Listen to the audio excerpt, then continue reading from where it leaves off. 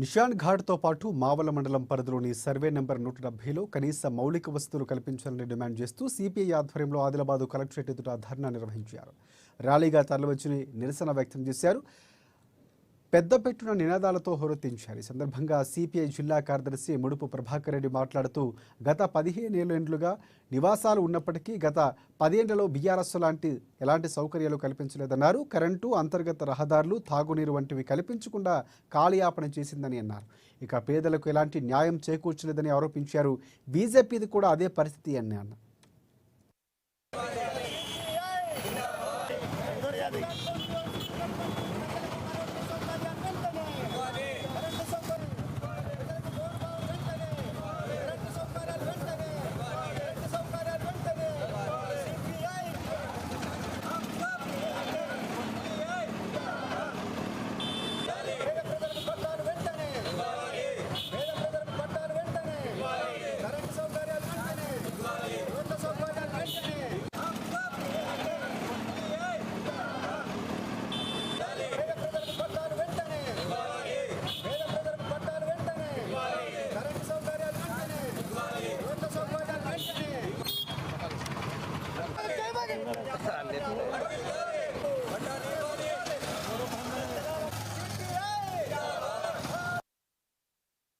ఇక బీజేపీది అదే పరిస్థితి అన్నారు. మిత్రపక్షమైన కాంగ్రెస్ సర్కార్ అయినా సానుకూలంగా స్పందించి న్యాయమైన డిమాండ్లు నెరవేర్చాలని కోరారు. మౌలిక సదుపాయాలు కల్పించే నివాసయోగ్యంగా ఉండే విధంగా చర్యలు తీసుకోవాలని విజ్ఞప్తి చేశారు.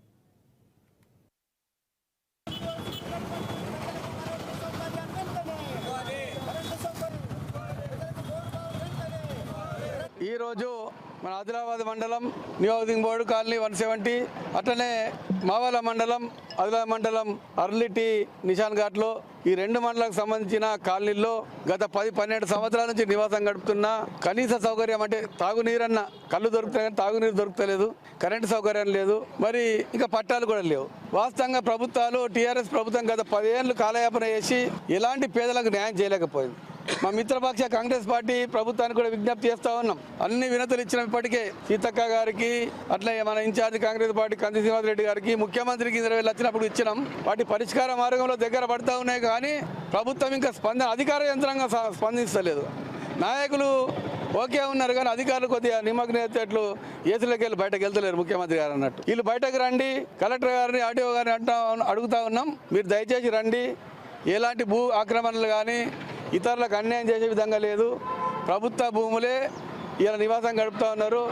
నిషాన్ ఘాట్, మరి అట్లనే 170 మావాల మండలం, ఆదిలాబాద్ మండలం అర్లిటి, ఆదిలాబాద్ మండలం 2 మండలాలకు సంబంధించి వెంటనే సర్వే చేసి మంచినీళ్ళు, కరెంటు సౌకర్యం కనీసం మొదలు కల్పించండి, ఆ తర్వాత మిగతా కల్పించండి. కానీ మేమేమంటున్నామంటే బీజేపీ ఏమో జటంగి పార్టీ అంటారు. బీజేపీ జటంగి ఏంటంటే స్వీట్లు పెడతాయి, లడ్డూలు పెడతాయి, మిఠాయిలు పెడతాయి, కానీ నీళ్ళు అడుగు తీయదు, యూరిన్ వస్తుంది మనిషిని చంపడానికి. బీజేపీ పార్టీ ఏది మనుషులకు ఎలాంటి న్యాయం చేయదు. బీజేపీ ఎమ్మెల్యే, ఎంపీలు అంటే టీఆర్ఎస్ పార్టీ కూడా దానికి తోడే జటంగి పిల్లను. అది టీఆర్ఎస్ కూడా 10 సంవత్సరాలు నిద్రపోయింది.